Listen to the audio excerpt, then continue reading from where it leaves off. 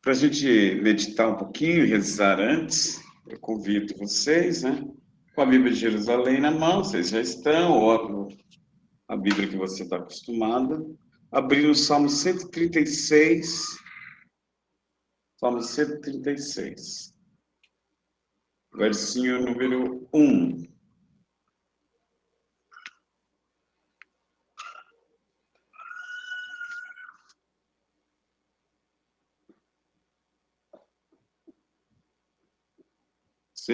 Sim?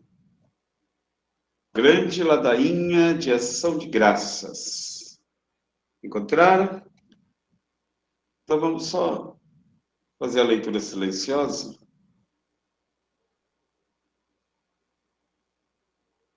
Celebrai a Yahvé, porque Ele é bom, que o seu amor é para sempre. Celebrai o Deus dos deuses, porque o seu amor é para sempre. Celebrai o Senhor dos senhores, porque o seu amor é para sempre. Glória ao Pai, ao Filho e ao Espírito Santo, como era no princípio, agora e sempre. Amém. Boa noite, bem-vindos a Jericó. Por que será que eu coloquei Jericó? Porque a nossa exegese hoje, né, é claro, aplicando todos os elementos que a gente já viu sobre a Palestina no tempo de Jesus, não todos, mas alguns, nós vamos fazer uma análise de alguns textos. Que textos são esses? Vamos lá. Nossa quinta aula, um novo olhar sobre o Evangelho de Lucas. Por que o padre escolheu o Evangelho de Lucas? Porque foi a minha área, eu trabalhei nele, a minha formação, né? Espezinhei bastante o Evangelho de Lucas, quando eu me especializei em Sagradas Escrituras. Então, eu peguei com vocês 4 pedacinhos de texto, né? Não vamos estudar o Evangelho de Lucas inteiro, é muito gostoso e leva um tempo bom. Então, perícope. O que é perícope? Tem muito aluno que vai perguntar, padre, o que é isso? Não é doença de pele, apesar do nome, né? Parecer, fulano está com perícope, com umas bolinhas na pele. Não, perícope é um trecho selecionado de uma obra literária que nós vamos utilizar para alguma coisa. É um versículo bíblico selecionado para leitura. Isso é perícope, tá bom? Então, nós pegamos Lucas 19, do 1 ao 10. Você pode marcar aí na sua Bíblia. Lucas 19, do 1 ao 10, já vai encontrando. Lucas 8, do 40 ao 56. Lucas 15, do 11 ao 32. E Lucas 7, do 11 ao 16. Essa tela vai ficar um pouquinho mais até você se encontrar. Mais uns minutinhos. Então, vamos lá. Lucas 19, do 1 ao 10. Lucas 8, do 40 ao 56. Lucas 15, do 11 ao 32. E Lucas 7, do 11 ao 16. Marcados. Tudo bem, você pode pegar um lápis. Se você não está acostumado a rabiscar a sua Bíblia, hoje nós vamos... Exegese, você tem que mexer, rabiscar, anotar. Então, pega um caderninho, uma folhinha. Tendo o texto em mãos, aí você vai anotando, tá bom? Pega aí, ó. Então, já acharam? Uma folha de papel em mãos e o texto bíblico. Eu sempre rabisco, né? De leve, é claro, não é para destruir. Mas a Bíblia de estudo minha é essa de Jerusalém. Então eu escrevo algumas coisinhas, tem as anotações. Não precisa fazer que nem aluno de primeira série, apertar a caneta que você rasga a folha da Bíblia. Lápis de cor, usar lápis de cor para assinalar, marcar, né? Hoje tem essas facilidades, tem esse corretivo. Dependendo da Bíblia, do papel dela, passa de um lado para o outro, né? Então, é melhor usar o lápis de cor, uma ponta bem feitinha, para você ir assinalando. É legal ter uma Bíblia toda marcadinha, estudada, né? E depois você tem a sua lá para você rezar. Essa aqui é para estudo. Então vamos lá. Primeiro, nosso. Que perícope será que vem agora? O que nós vamos trabalhar? Então, nós vamos fazer uma exegese do Lucas 19, do 1 ao 10. Primeira coisa, antes de entrar no texto, a gente tem que descobrir os elementos que aparecem no texto, né? Então, elementos necessários para compreender o texto. Faz a primeira leitura e mergulha de cabeça. Esquece os pré-conceitos, aquilo que você já concebeu sobre o texto, porque senão você não vai crescer.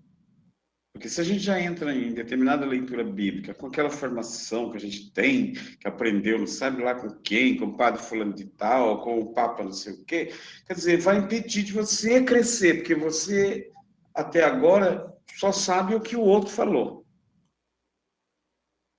Agora você vai descobrir. Então, isso é gostoso. Eu gosto de trabalhar com um aluno que quer descobrir, né? E não repetir fórmula que ele já ouviu. Claro que alguma coisinha a gente já viu em algum canto, porque nós não fomos nós que descobrimos a roda.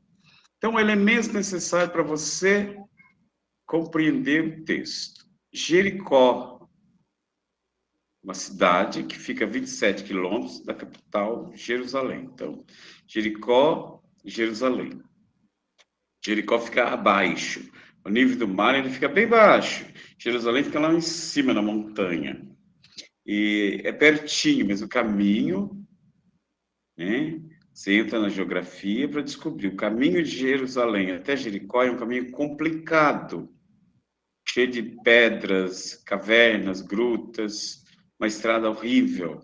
Por quê? Ai, pá, tem asfalto. Sim, hoje tem asfalto. Eu fui lá agora há pouco, em 2016, tinha um asfalto lindo, melhor do que outro canto para a gente andar, não tem buraco. Mas eu não estou agora, eu estou lá e no ano 25, 30, 33, no tempo de Jesus. Estou lá na Palestina, então não tinha asfalto nenhum. Jericó fica a 27 quilômetros da capital, Jerusalém. E esses 27 quilômetros fica longe, porque é difícil de caminhar, então a estrada fica complicada. Jericó, no Novo Testamento, ela aparece citada por Mateus, Marcos, Lucas e Paulo. Um elemento que a gente tem que pegar. Opa, não foi só Lucas que falou de Jericó. Não, eu tô só no Novo Testamento. No Antigo também. Jericó foi amaldiçoada, um monte de coisa que não veio a casa agora. Hein? Nós estamos estudando Jericó no Novo Testamento. Mas a cidade é uma das mais antigas do mundo. As ruínas, tem museu, tem cada coisa bonita para a gente ver lá. Passar o dia todo caminhando. Ela tem um mercado de frutas maravilhoso, muito gostoso. Comer peixe em Jericó é muito bom. Comer ovelha, tem a menina que não gosta de ovelha, lá é muito bom também. Então, Jericó no Novo Testamento, então, ó, no Novo Testamento, citado por Mateus, Marcos, Lucas e São Paulo, quando ele escreve a carta aos Hebreus. O Mateus ele vai falar que Jesus curou 2 cegos. Tá vendo? O Mateus fala que Jesus curou 2 cegos. Quando? Quando estava saindo de Jericó. Então, saindo de Jericó é subindo, ele estava subindo para Jerusalém. Marcos vai falar o quê? A mesma história, só que um homem só. Bartimeu. O cego do Evangelho de Marcos vai ter até nome, Bartimeu. Aí depois, quando você estiver fazendo o sinótico, você vai descobrir, né, esse paralelo. Por isso chama sinótico, com o mesmo olhar, significa. Então, ele chama Bartimeu. Bart, em hebraico, significa filho. E Timeu é justo. A palavra Bartimeu significa filho da justiça. Lucas também escreve, falando de Jericó. Só que coloca um homem só, se aproximando. Tá vendo? Em Mateus, Jesus está saindo de Jericó. E Marcos cura um homem chamado Bartimeu. E Lucas apresenta um homem só quando Jesus estava chegando em Jericó. O milagre é o mesmo, é o cego. Lucas 10, que vai falar também de Jericó, diz assim, há caminho de Jericó. Quer dizer, Jesus está indo para Jericó. E São Paulo aos Hebreus fala da destruição de Jericó. Ele vai citar as muralhas que caem, ele vai fazer uma releitura do Antigo Testamento, tá bom? Então, ali, Jericó é a nossa cidade. É lá que nós estaremos agora. Outra coisa, elementos necessários para compreender o texto. Casa é o lugar do quê? Nas Sagradas Escrituras, vocês já viram sapienciais, né? Então, vocês viram o livro da sabedoria. O livro da sabedoria, ele foca muito sobre a casa, os elementos da casa. Aí ele apresenta a casa como lugar do encontro, lugar da sabedoria, lugar da aprendizagem, lugar do aconchego, lugar da ternura, da refeição e da proteção. Mergulhe nesse texto sabendo disso. O que é casa? Lugar do encontro, da sabedoria, da aprendizagem, do aconchego, da ternura, da refeição e da proteção. Outra coisa, sicômoro. O que é sicômoro? Vai estar no texto. Figueira, ramificações mais baixas, então os ramos dela quase tocam o chão, ela esparrama muito. Árvore frutífera inferior. O sicômoro não é uma figueira, não é uma árvore muito apreciada, porque o fruto dela demora muito para amadurecer. E são duros. Então a árvore é inferior. Uma árvore frutífera inferior. É bom a gente saber disso. Inferior. Frutos duros e demora para amadurecer. Vamos pegar essa ideia. Casa, lugar do encontro. Sicômoro, uma figueira que o fruto não é lá grande coisa. Zaqueu. Ó, Zaqueu, o que significa Zaqueu? Vem da palavra Zecariá. Quase que deu para lembrar, ó, Zecariá, quando eu falo Zecariá, lembrou que é Zacarias, uma abreviatura de Zacarias. Então, Zaqueu seria o Zecari.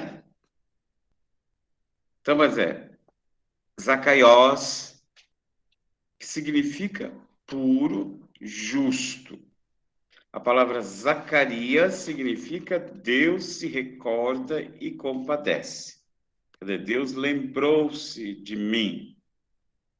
Deus me pegou no colo, ter compaixão, é me carregar.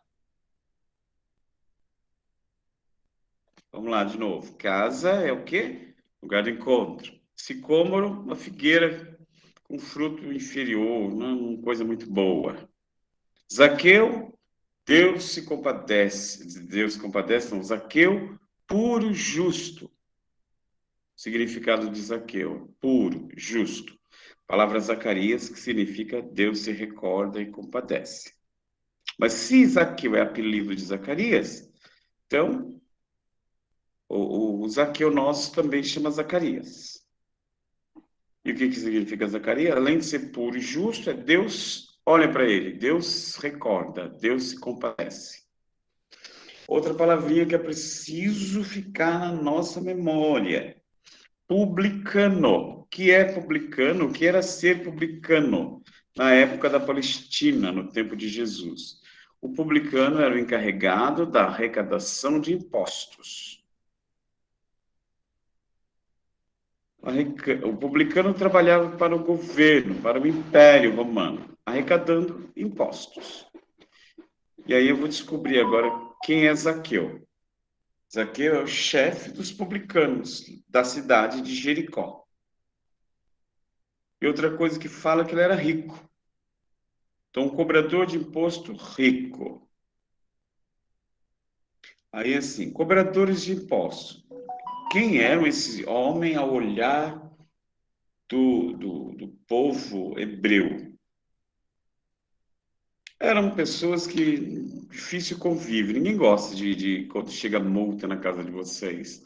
Tem gente que paga, mas reclama do governo. Fala, mas estou pagando uma multa, mas os buracos continuam na estrada. Estou pagando uma multa, mas a educação está ruim.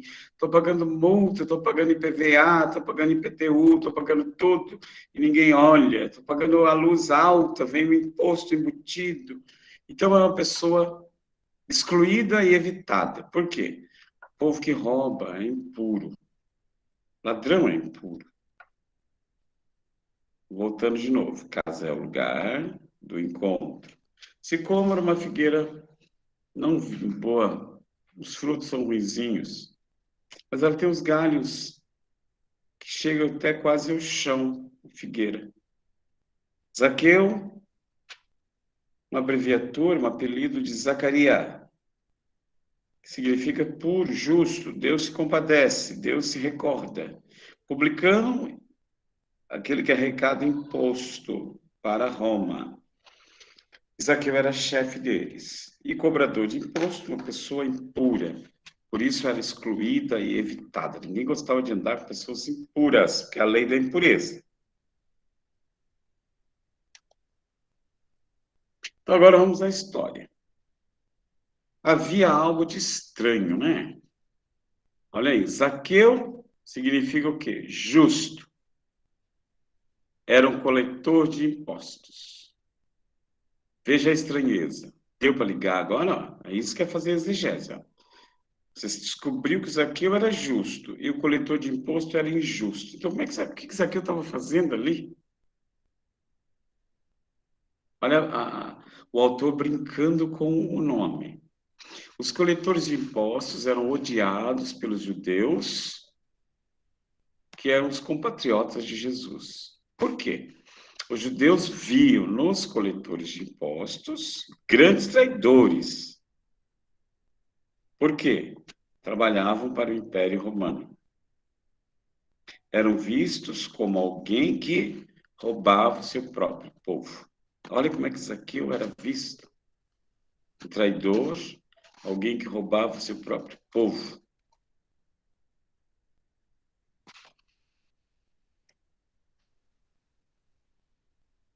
E Zaqueu é movido por uma curiosidade. Eu quero ver Jesus. Todo mundo fala desse homem, por que eu não posso ver também?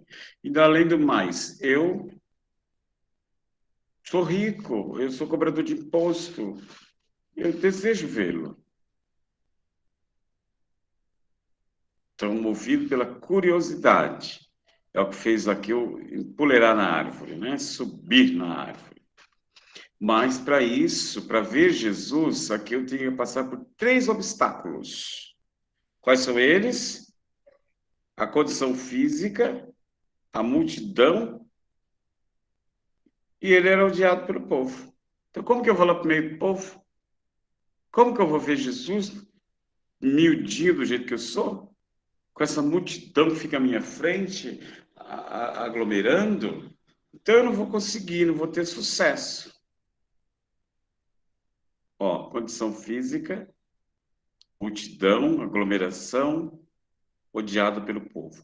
Aí você vai falar assim, você já ouviu algum padre falando, algum pregador? A condição física significa toda a pequenez, não é para você colocar isso. É para você ir no texto limpo, sem trazer aquilo que você já fez. Então você não cresce. Porque muita gente vai falar da condição física. Ah, essa condição física, o autor colocou, o bispo tal falou que era pequenez, nossa. Não, tira isso. Depois você faz a sua conclusão, tá bom? Então, ele tinha 3 obstáculos. O texto apresenta isso. Ele era pequeno, de baixa estatura. A multidão que estava aglomerando, atrapalhando ele de ver Jesus. Por quê? Porque ele era pequeno. E outra coisa, ele não podia aparecer ali. Ele era odiado pelo povo.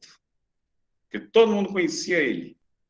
Então, ó, muito peso sobre os ombros de uma só pessoa, o Zaqueu. Outra coisa que eu pedi para vocês observarem é Jericó. É o lugar onde se passa a cena, né? Jericó era uma cidade de má fama. Jericó era cidade de má fama. Então, descer para Jericó significa descambar para um mau caminho. Ser baixinho, olha aí, é um bullying. Os valentões de plantão na sociedade. Olha lá, lembra o Ciro contando a história dele, quando estava barbudo, já sofria bullying lá na universidade. Porque estava barbudo, estava todo mundo acostumado. Então, bullying é um meio de chamar atenção. E quem faz isso, né? Os valentões de plantão na época. Olha lá, fulano é baixinho. Então, ele chamava atenção. O alto demais chama atenção, o baixinho demais chama atenção, o gordo demais chama atenção, o magrelo demais chama atenção. Olha outra coisa. Olha outro peso. Era publicano, pecador público, vendido aos romanos. A sua riqueza era contestada, desconfiança. Por quê?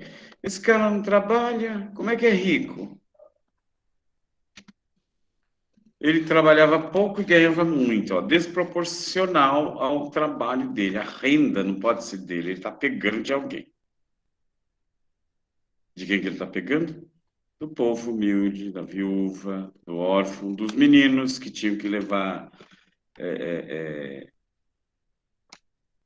pagar o dízimo, né, do hortelã. E ele trabalhava em Jericó, uma cidade que já estava devendo para o Estado. Por isso que ela tem, além de ter uma fama, ela não pagava o imposto direito. Ai, padre, está complicando a minha vida. É que a gente tem que entrar em Jericó, entrar com Zaqueu, para poder ver Jesus. Olha outra coisinha, eu coloquei em cima. Veja que interessante, para despertar vocês. Olha. Zaqueu, um homem sem valor aos olhos da multidão. Zaqueu era baixinho, ladrão, cobrador de imposto, mal visto. Onde que ele subiu? Subiu em uma árvore sem valor aos olhos da multidão também. Ah, ninguém quer esse figo, não, é muito duro, essa árvore não presta. Então, ó, Zaqueu subiu uma árvore que também não prestava. No entanto, foi justamente aquela árvore sem valor que permitiu a Zaqueu ver Jesus. Olha a utilidade da árvore, depende do jeito que você olha. Se você já olha com preconceito, agora veja como ela foi útil para Zaqueu. Um homem desprezível em cima de uma árvore desprezível. Quem seria capaz de dar valor para aquela pessoa e para aquela cena? O Lucas já coloca logo. A resposta é simples. Jesus. Tudo bem até aí? Estão rabiscando, estão escrevendo, estão anotando, apesar que já tem isso anotado. Mas o exercício de anotar, de escrever, ajuda a gente a fixar melhor, tá bom? Qual foi a reação de Jesus? Foi chocante. Foi escandalosa. Por que foi escandalosa a reação de Jesus? Porque ele foi para a casa de um pecador. Jesus vai para a casa de um pecador. Mas você lembra agora recorda aí. Jesus vai para a casa de um pecador. Quem é Jesus? Não é Deus de Deus, não é luz da luz, não é Deus verdadeiro de Deus verdadeiro? Qual é o nome de Zaqueu? Deus se recorta. Deus se compadece. Estão ligando os fatos? Quando Jesus cedeu a salvação a esse homem, olha o escândalo. O povo que estava lá cheio de preconceito, ficaram escandalizados. Onde já se viu? Jesus, já, além de ir na casa do pecador, ainda diz que a salvação vai junto. Você lembra o que é a casa? Que é um elemento que a gente colocou lá, a primeira coisa. Casa é o lugar do encontro, o lugar da ternura, o lugar do abraço, o lugar da refeição. Então, o encontro com Zaqueu, uma oportunidade perfeita para Jesus reforçar o motivo da sua vinda. Para que ele veio? Eu vim para que todos tenham vida, e todos tenham vida plenamente. Então, ó, o encontro de Jesus com Zaqueu reforça, né? O amor misericordioso de Deus Pai.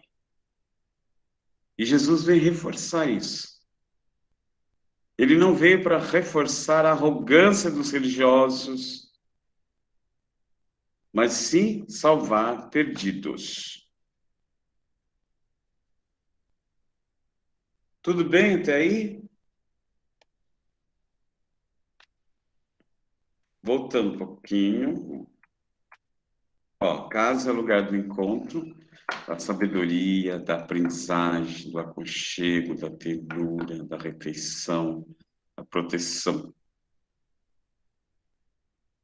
E é lá que Jesus fala, não é bonito quando diz assim, desce daí, hoje a salvação chegou à tua casa. É claro, imagina a cena. Jesus não foi nada discreto, ele falou isso.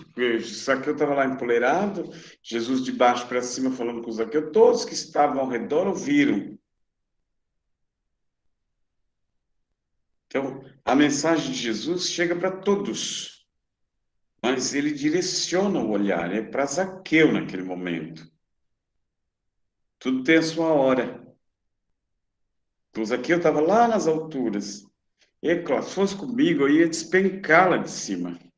E vocês têm o texto na mão? O que Zaqueu saiu falando quando Jesus disse que ia para a casa dele?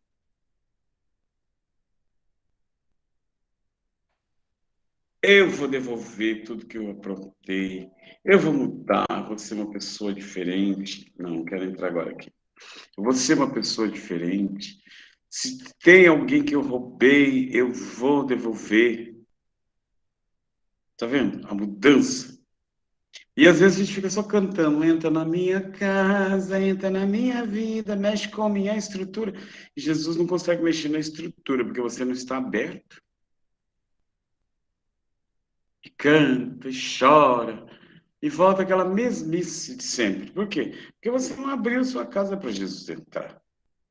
Mas isso não vem ao caso, né? Agora nós estamos tendo aula. Padre, vamos para outra perícope. Talvez você conheça. Alguém quer intervir, fazer alguma pergunta sobre o Lucas 19, de 1 a 10, antes de eu passar para outra?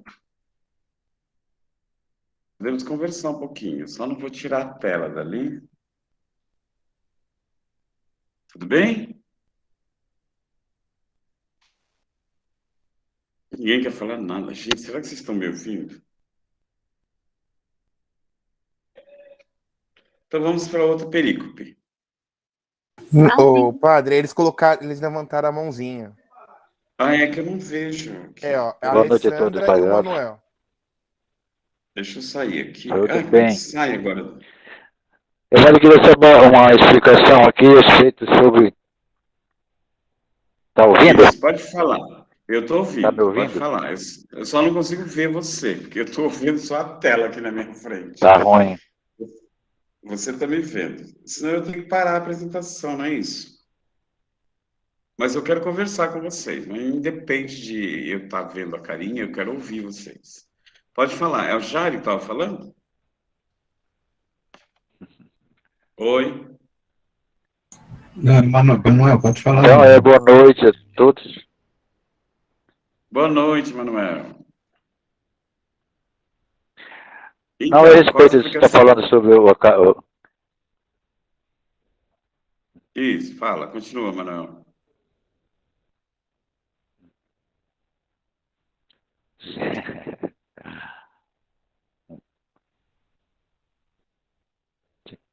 Ah, aqui é o Manuel. Isso, Manuel, Não, fala. é só uma pergunta aqui. Boa noite, Padre. Aí uma Boa noite. pergunta. Tá, uma pergunta aqui, sempre o questionamento a respeito da carta aos Hebreus. Sempre, aí é dito que, boa noite, é que a carta Boa dos noite. Hebreus muitos sabem que não é escrito por Paulo. Como você diz isso? É carta de Paulo ou não é?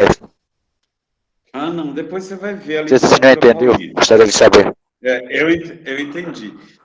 Ah, Eu tá só bom. coloquei no comecinho para você saber que no Novo Testamento tem quatro autores que citam Jericó, tá bom? E pode ser até eu que venha dar cartas paulinas para Sim, você, depois eu vou explicar, é claro, mas a carta aos Hebreus, né, o Paulo vai citar o episódio da destruição de Jericó. Ele vai falar daqui dos muros, sabe? As muralhas que caíram. Será que caiu mesmo ou não? Né? ah, tá. É só isso. Agora, Sim, ela faz parte do proto-Paulo. A gente sabe que as cartas paulinas, a comunidade paulina que escreveu, né? E Paulo também, sim. junto com direcionando algumas cartas às suas comunidades, né? E aí tem, primeiro, Isso, tá bom. Obrigado, Bruno. alguma de nada. Sobre o texto do Zaqueu, alguém mais quer comentar alguma Padre, coisa? Oi, sim. Boa noite, Alessandra. boa noite, Alessandra. Padre, quando fala que o Zaqueu sobe no sicômoro, né? Uma árvore sem valor, que as pessoas não dão valor, tem alguma alusão ao lenho da cruz? Não, Não. não, porque ninguém subiu no lenho da cruz. Jesus foi pregado, né? Foi subido. E Zaqueu sobe de livre e espontânea vontade. E o Lucas não está querendo colocar isso para nós, não. Fazer a questão da árvore da vida, né? É bonito até a sua história aí. O sicômoro se torna a árvore da vida, mas não. Não é o madeiro aí, não é ali que chega. Você viu aonde que vai chegar a salvação? Na casa, não é na árvore. Se a gente ficar fiel ao texto, então hoje a salvação chega à tua casa, desce que eu quero ir para lá. E o lenho da cruz, que o João é que vai fixar bem isso, vai fazer alusão à serpente erguida no deserto, ao Cristo que é pendurado no madeiro, né? No madeiro de uma árvore.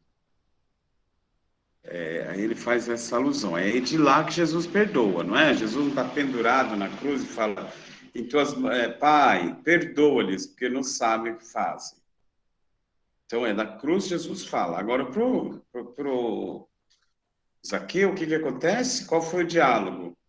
Desce daí, que a salvação, hoje eu vou ficar na tua casa. Padre, posso fazer uma perguntinha? Pode sim. Então, é isso que é fazer exegese? É Sim, você pegar o simbólico, né? O senhor está pegando o simbólico da casa, do nome, da árvore, e isso. está associando a graça de Deus. Por que Jesus vai e escolhe Zaqueu, né? Numa Isso. Uhum. cidade. Então, isso é fazer exegese. A ideia do Lucas. Isso é descobrir o que o Lucas quer transmitir com o seu texto. Mas assim, Ah, todos. Mas assim, a entendi. questão. O que me sempre Obrigada, padre. chama a atenção. Tá dando para ouvir, padre? Sim, sim. O que sempre me chama a atenção é que Jesus ele se manifesta sempre para aqueles que se esforçaram em buscar, se esforçaram em vê-lo, foram até ele, buscaram ele e daí ele se manifesta. E daí para as mais diferentes pessoas que de alguma forma sofriam um preconceito, um afastamento, sei lá, uma Isso repulsa. aí. E esse menino, coitado de Zaqueu, ele só tinha um nome bonito, vamos dizer assim, mas as atitudes não condiziam com o nome, né? Ele estava num emprego que acabava com a moral dele, né, perante a sociedade. Então ele era mal visto, ninguém queria saber dele, ninguém podia ir na casa dele, porque conviver com os pecadores tornava você impuro. Ficaria impuro, exato. Mais um Então, é a motivo de lei, repulsa. a lei do puro e impuro. Então, eu não vou para a casa de Zaqueu, porque Zaqueu vai me contaminar. E eles, os fariseus, né, saduceus, eles gostavam muito dessa premissa, né? Não se misture para você não contaminar. O fermento da maldade, o fermento da impureza, né? Então, o Lucas quer mostrar o contrário. Então, ele até o nome, todo o Evangelho de Lucas, né, que depois você vai descobrir, é baseado nesse abraço que Deus dá no homem para salvar. E a gente não dá banho em criança limpinha. A gente dá banho naquela que você deu chocolate para ela, ela lambuçou as orelhas, a perna, a roupa. É essa criança que precisa de carinho. Então, o Lucas vem mostrar isso. Um Deus que se compadece, um Deus misericordioso, um Deus que vai atrás daquele que está precisando, mas daquele que abre, ou um Deus que educa. Olha o Zacarias mesmo, né? Ele não entendeu nada do que Deus queria dele, né? Então, ele teve aquela pedagogia do silêncio. No silêncio, Deus fala, ele fica mudo até entender Deus. Depois que ele entende Deus, ele fica desesperado para querer escrever na tabuinha um nome. É um Deus que salva, Yohaná. João, Deus que salva.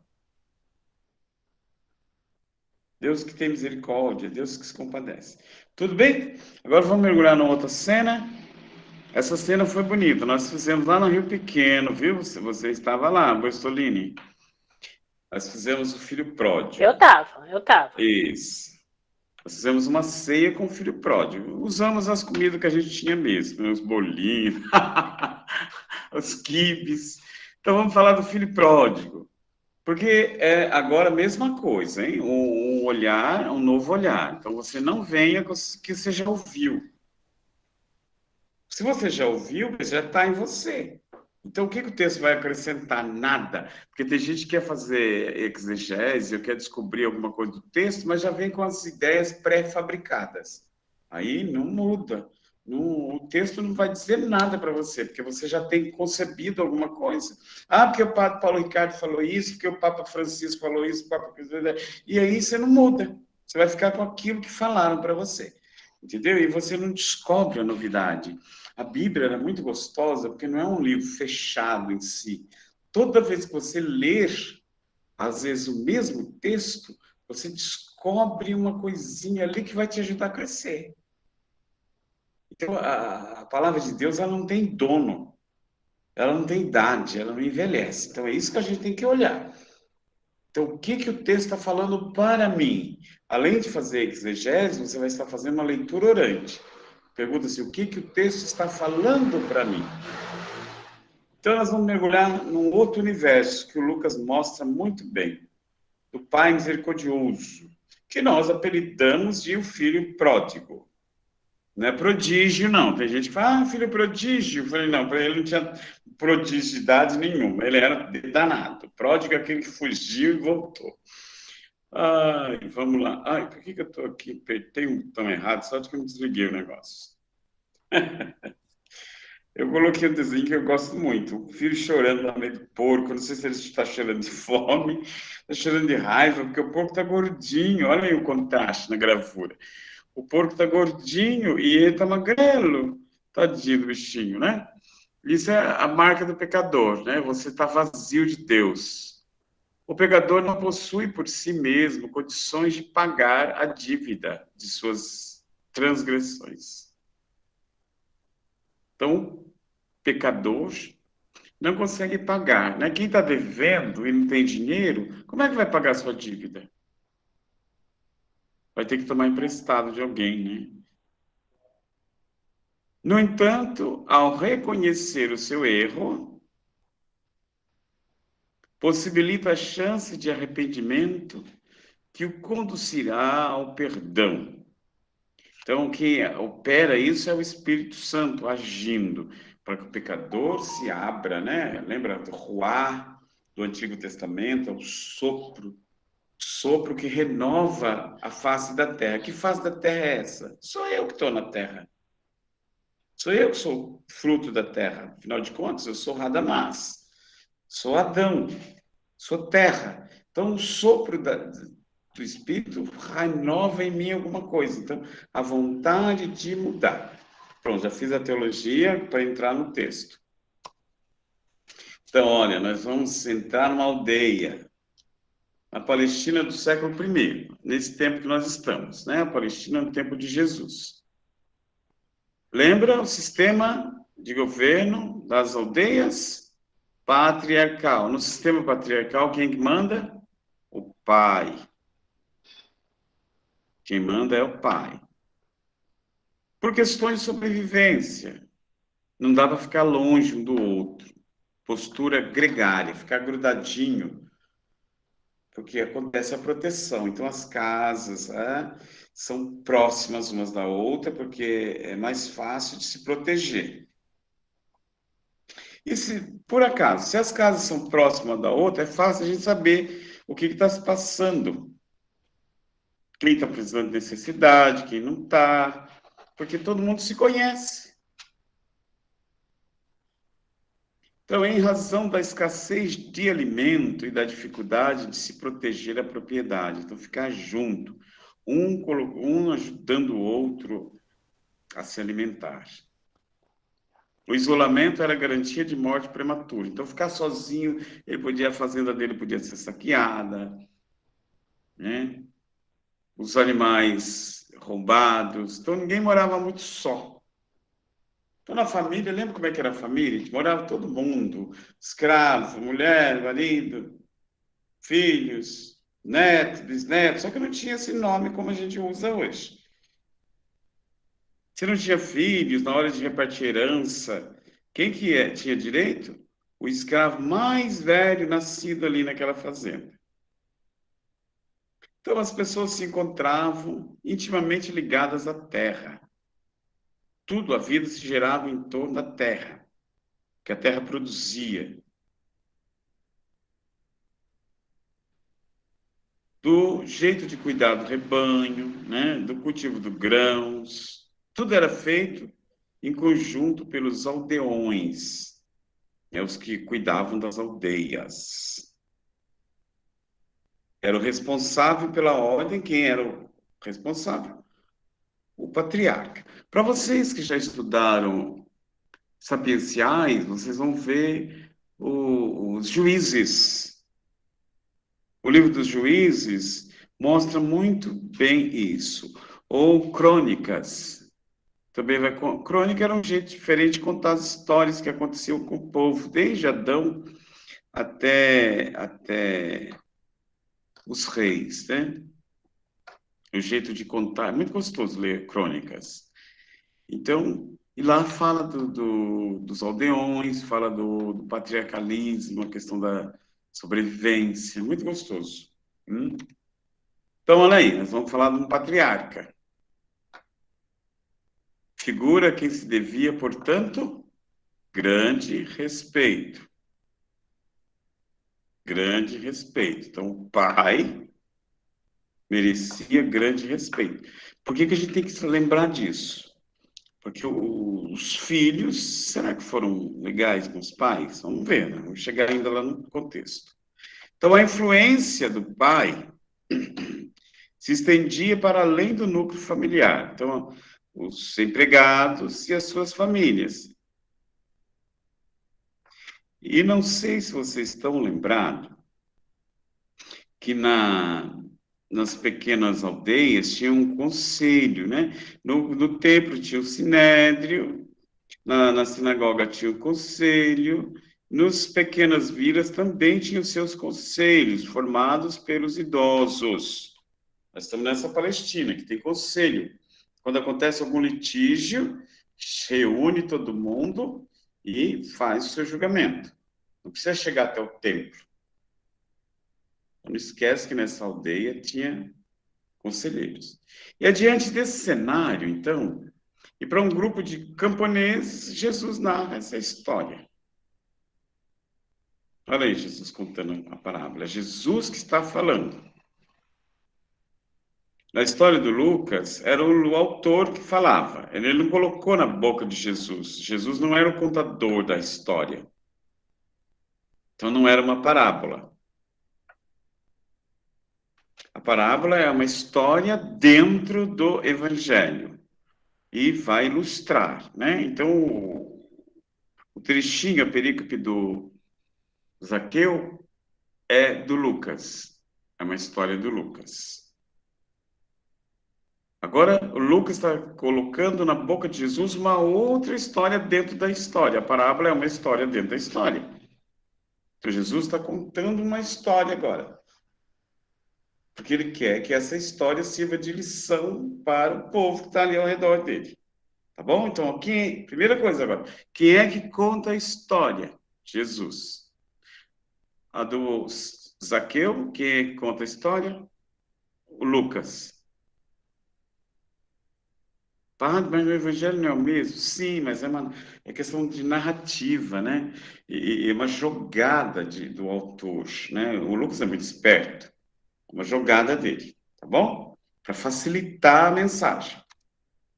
Então, para se compreender essa parábola, é preciso viajar no tempo. Vocês já estão viajando no tempo comigo?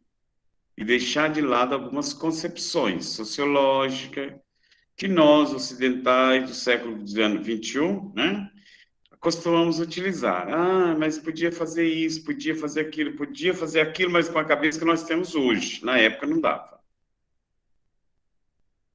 Então, Jesus falava de acordo com o tempo e os lugares. Aí, por isso que é gostoso fazer a exegese, porque agora eu vou atualizar o tempo de Jesus para hoje. Como é que Jesus falaria? Como é que ele contaria essa história? Eu começo a fazer essa pergunta para mim. Quem é o pai hoje? Quem são os filhos? O que é mais degradante? Cuidar de porcos na época. E hoje? O que me faz impuro? O que me faz imperfeito? Que herança que eu quero repartir? Então, aí eu estou atualizando o texto. Mas primeiro, se você não conhece o texto, como é que você vai atualizar?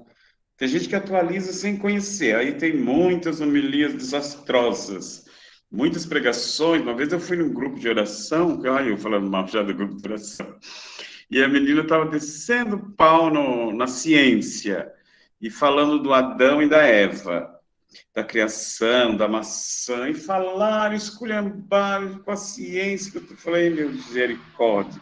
E eu estava lá no fundo, confessando o povo e pecando, porque eu ficava julgando a menina. Eu falava, ai, Jesus amado, coitada dessa pregadora, ela acabou com o texto. O autor vai baixar aqui e deu um cacete nela e tirar ela da pregação, porque às vezes a gente acha que está arrasando, e às vezes a gente destrói a palavra de Deus, com o jeito moderninho da gente querer ser. Não pode. Você pode modernizar o texto, mas você tem que conhecer o antigo. Hoje você vê assim, os jovens com aquelas calças rasgadas, tudo, mas se não tivesse a calça inteira antes, como é que ele ia entrar na moda hoje, rasgar? Tá vendo? Ele está customizando, então trazendo uma calça antiga, deixando ela super nova e moderna.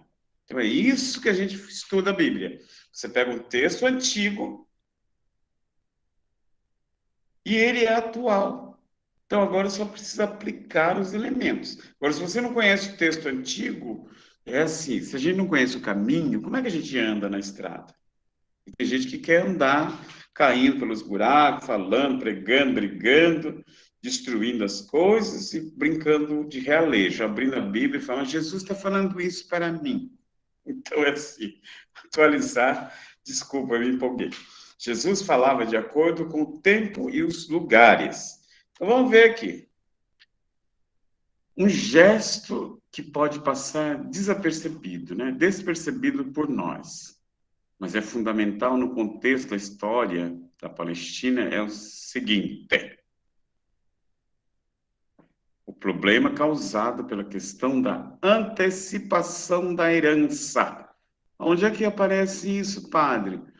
O texto não era assim: um homem tinha 2 filhos, o mais novo disse ao pai: pai, dê a metade da herança que me pertence. Então, quando ele fala, pai, dê a metade da herança que me pertence, o que ele está fazendo? Pedindo a herança, antecipou. Eu quero receber o que é meu. Para aquelas pessoas, né? Eu coloquei assim, para aquelas pessoas existia o conselho dos anciãos. Esse pedido equivalia a desejar a morte do pai. Então, pedir antecipação é desejar a morte do pai. Era uma falta grave que poderia ser punida com apedrejamento. Olha aí. Poderia ser punido com apedrejamento. Aconteceu o apedrejamento nesse texto? Pergunta para você. Então, diante da humilhação, o que o pai fez? Concorda com a solicitação do filho. O pai sabia de tudo aquilo, que pedir a herança era desejar a morte. Então, quer dizer, quando está pedindo para o pai, ele pouco está importando com o pai, ele quer saber da herança. E o pai está ciente da sua situação. O que ele faz? Rapidamente vende os bens herdados e parte para uma terra distante. O filho parece que saiu fugido, né? Sumiu dali. Por quê? Ele conhece a lei. Qual era a lei? Pedir antecipação da herança, morte. E o pai? Agora vocês imaginam assim, nem tudo é fácil ser vendido. E para a época era pior ainda. Agora, assim, se eu pego meus ovelhas, né, para dividir, e vou na casa do Jairo e bato lá, Jairo, dá para você comprar minhas ovelhas? Ele fala, pai, por que você quer vender agora esse pedaço? Não, o pai então teve que vai para a casa do Ciro vender os figos, as uvas que ele tinha guardado, né? Vai para a casa da irmã, vai para a casa do Manuel, vender tudo. A pessoa que está comprando já começa a pensar, nossa, por que será que o Geraldo está vendendo tudo agora? E o pai está fazendo o quê? Escondendo. Porque ele vai dar para o filho. Se ele falar que o filho quer metade da herança, o que acontece? O pai está entregando o filho. Então, vocês estão situados a esse fato também, né? Porque quando a gente faz a leitura, a gente tem que pensar para todos os lados. Por isso que é muito gostoso quando você vai fazer leitura, você fica um mês em cima de um texto, um mês e meio, trabalhando nele, começa, volta nele de novo, vai, descobre um elemento, vai pesquisar no dicionário, corre para outro canto, para você mastigar bem esse texto. Então, outra coisa, lá, o que o filho faz? Acaba com o patrimônio e se vê obrigado a cuidar de porcos. Porco, para o hebreu, judeu, coloquei judeu, é absolutamente degradante para a época. Na Palestina, no tempo de Jesus, comer carne de porco era não comer nada. Era a pior coisa que podia acontecer para alguém. Fala isso em Minas Gerais para você ver, você vai apanhar. É um torresminho, uma linguicinha de porco. Falar que comer porco fica impuro, você morre lá em Minas. Né? Essa é questão de regionalismo da comida, né? Mas para o povo judeu, o porco é o bicho mais impuro que tem. Então, aí você vai assim, por que o porco é impuro? O porco mexe com o intestino, o porco atrapalha, ele come tudo quanto é sujeira. É que a gente já viu o porquinho bonitinho numa granja, né? Mas você vê um porco solto, para você ver o que o porco come, você tem que tomar um cuidado com a carne de porco, cozinhar muito bem. Porco é um bichinho porco mesmo, olha aí, a redundância, né, professor de português, que é o Carlos. Uma redundância, o porco é porco, para valer. Então, por causa dele ser tão porco, ele carrega as impurezas. E ele virou sinônimo de sujeira, de impuro para o judeu. Eles não comiam, lembra da Páscoa? Não comer carne de porco, não comer nada gorduroso, porque como é que o povo vai fazer caminhada com a barriga pesada? Depois de uma feijoada, você quer dormir.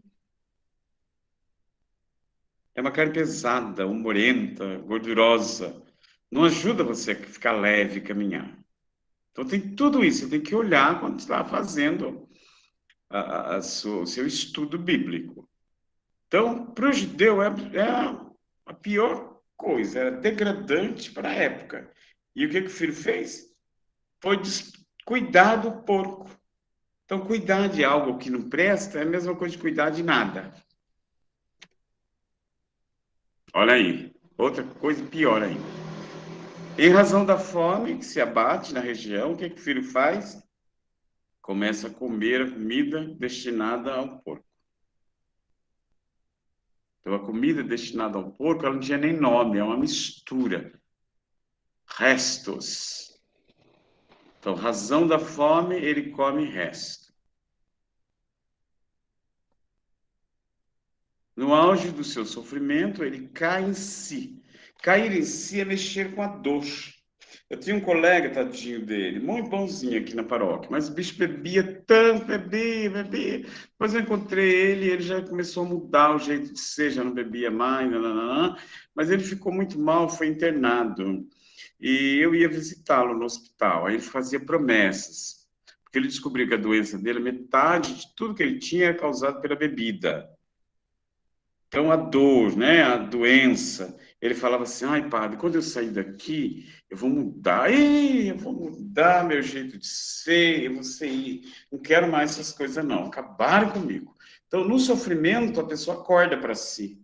Citei essa pessoa porque faz pouco tempo que morreu, 1 ano e meio, um jovem, muito mais novo que eu, mas a cachaça era tudo para ele. Depois que ficou doente, agora a dor começou a mexer com ele. Ele caiu em si e falava que não ia beber mais quando saísse. Só que não saiu mais, morreu lá. O filho pródigo também, né? Ele, quando começou a comer as comidas dos porcos, a trabalhar com cuidados de porco, descobriu que ele não era nada. Foi na dor. Aí ele começou a pensar. Tá vendo a dor? A dor desperta a consciência. Olha, eu vou mudar. O que eu fiz? Né? Aí o que ele faz? Decide buscar o perdão do pai. Onde que está o perdão do pai? Lembra na primeira tela minha que eu coloquei? A casa é lugar do quê? Lugar do encontro, lugar da ternura, lugar do perdão. Então o que o filho fala? Vou voltar para a casa. Só que a casa, aí agora ele coloca um dono. A casa de meu pai. Não é uma casa qualquer. Vocês assinalaram esse texto? O filho fala que vai voltar. Ele fala assim, eu vou voltar para casa. Não, ele não fala isso. Vou voltar para a casa de meu pai.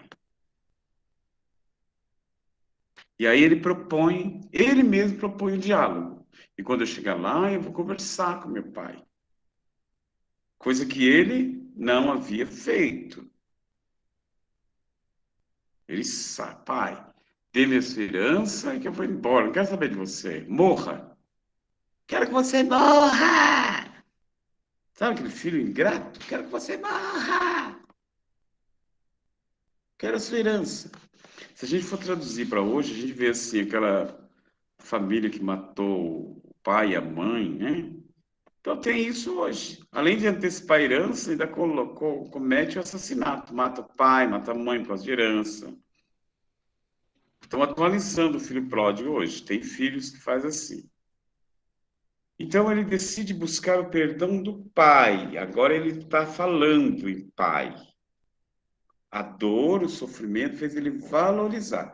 É coisa que a gente tem que olhar no texto. E era preciso, então, retornar à casa. A sutileza de Jesus. Olha aí, você vê.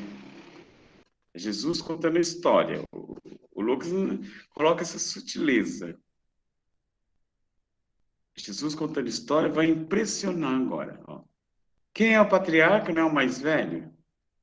Vocês já repararam uma pessoa mais idosa andar? Ela não corre assim que nem o Ciro, Jairo, Manuel, o professor Carlos, não corre. Eu, se for andar com vocês, eu não consigo fazer caminhada mais. Piorou depois do infarto, né? Eu ando mais devagarinho, mais tranquilo. O idoso anda mais devagar. Então, o patriarca é um homem de andar lento e solene. O que esse homem faz? Corre em direção ao filho. Agora, você vê um idoso correndo, toda a aldeia para ver, o que está acontecendo? Quando o pai encontra o filho, o que ele faz? Abraça e beija. Onde? No rosto. Escondido? Não, na frente de todo mundo que saiu para ver a cena. E essa cena foi chocante. Por que foi chocante? Porque essas coisas não se faz assim a todo direito, na frente de todo mundo. A intimidade, o abraço, o beijo, a ternura. Aonde acontece? Dentro da casa. Família. Ninguém sai abraçando, beijando o outro pela rua. Então, aquela cena contrariou, né? Contrariou, né? Não é contraiu. Contrariou o jeito daquela aldeia, o patriarcado. E o pai não estava nem aí para isso. Você está vendo? Tanta lei que está prendendo esse pai, e o que o pai está fazendo? Fugindo dela. Olha aí. Por amor ao filho, o pai se humilha. Porque ele comete um gesto público, beijo, né? Mas eu quero que você fique presa a esse detalhezinho. Detalhe muito bonito. Que vai mostrar a atitude do pai, né? A atitude nobre desse pai. Quando há um conflito, uma forma comum de resolução é a mediação feita por uma pessoa de confiança dos litigantes. Então, quando há conflito, chama o conselho. O conselho de ancião resolve. Se foi resolvida a questão, se a questão for resolvida, o gesto de selar a paz é o quê? Um abraço, beijo no rosto. Então, o pai precisou de conselho. Coração precisa de conselho quando está diante do filho. Então, o pai sai correndo, abraça, que meu amor é muito maior do que o conselho. E ali ele já sela a paz com o filho. Só que diante do povo, meu Deus. Mais uma vez o pai se entrega, né? Que fez alguma coisa errada para proteger o filho. Fugiu da lei. Vamos ver mais. Vocês querem ver mais ou está na hora de ir embora? Vocês me alertam aí, porque eu estou perdidinho aqui. Deixa eu ver aqui. Está cedo ainda. A gente vai até às 11 hoje, né? Penúltima aula é assim, a gente vai até às 11. Porém, no caso da parábola, em que o problema envolvia pai e filho na divisão de bens, olha o que eu coloquei em letrinha vermelha, a mediação caberia ao representante legal do patriarca. Então, pela lei, quem era o representante legal do pai? O filho mais velho. O pai pulou por cima do conselho de ancião e do filho mais velho, segundo a lei. Por quê? Olha aí o que acontece. Percebendo que poderia se beneficiar daquela discórdia, ele queria benefício ainda para ele. Prefere se omitir, deixando entrever sua verdadeira personalidade. Agora eu me vingo. Olha aí. Vocês já olharam para esse texto? Agora eu me vingo. Agora é minha vez. E o que ele faz? Mas antes dele chegar, nós vamos ver o que ele fez, né? O pai. O pai, então, manda trazer para o filho egresso sandália e um anel. Quem usa sandália e anel? gente da família, membros da família. Jamais foi empregado. E o que significava o anel e a sandália? A reconciliação era plena, então agora ele voltou a ser da família. Ele estava sendo aceito novamente como filho e não como serviçal, que era a ideia dele, né? Vou voltar lá e vou trabalhar na casa de meu pai. Então ele queria ser um serviçal, mas o pai não aceita essa condição. O pai dá um anel e a sandália, quer dizer, você é meu filho. Faz a renovação da aliança. A melhor roupa e o novilho gordo significa o quê? Que todos na aldeia estavam convidados para a questão, né? Aquela festa, que era uma ocasião especial. E novilho gordo, né? A gente faz a analogia do tempo de espera. Então, se o novilho engordou, geralmente é assim, alguém separa do meio do gado e vai cuidar daquele especial para a festa de Páscoa. Na festa, nós vamos matar esse novilho que está gordo. Então, vamos separar, trata melhor, tem mais cuidado, tem mais carinho com ele, porque ele já está especial. Então, se tinha um novilho gordo, significa o quê? Que o pai estava preparando, já estava esperando para fazer a festa. Olha outra coisa. Chamar todo mundo para a festa era entregar, né? Entregar de mão beijada que o filho saiu, acabou com tudo e voltou.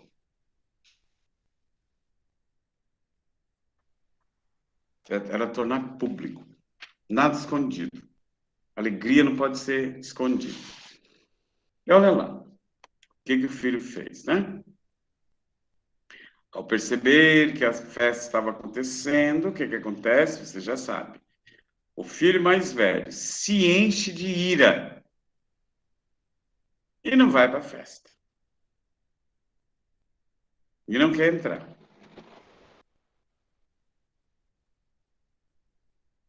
O que acontece? Segundo a tradição, o pai vai em busca. O pai vai em busca do filho. E o que houve? Os mesmos desaforos, ó. O filho, enfurecido, altera o tom de voz e sequer o reconhece como pai. Ele fala, olha, é o tratamento que ele usa. Se você olhar ali, você não vai ver ele chamar o pai de pai. Está com o texto em mãos, né? Vai falar, olha, e esse teu filho? Não chama o outro de irmão. Então, os detalhezinhos da palavra que vai mostrar que ele ficou com ira. Bravo, né? Considerando tratar-se do futuro patriarca, lembra que ele era o futuro patriarca? De quem se esperava uma liderança justa, o que ele fez? As palavras dele foram graves, tão quanto o pedido de antecipação da herança. Então, responder ao pai,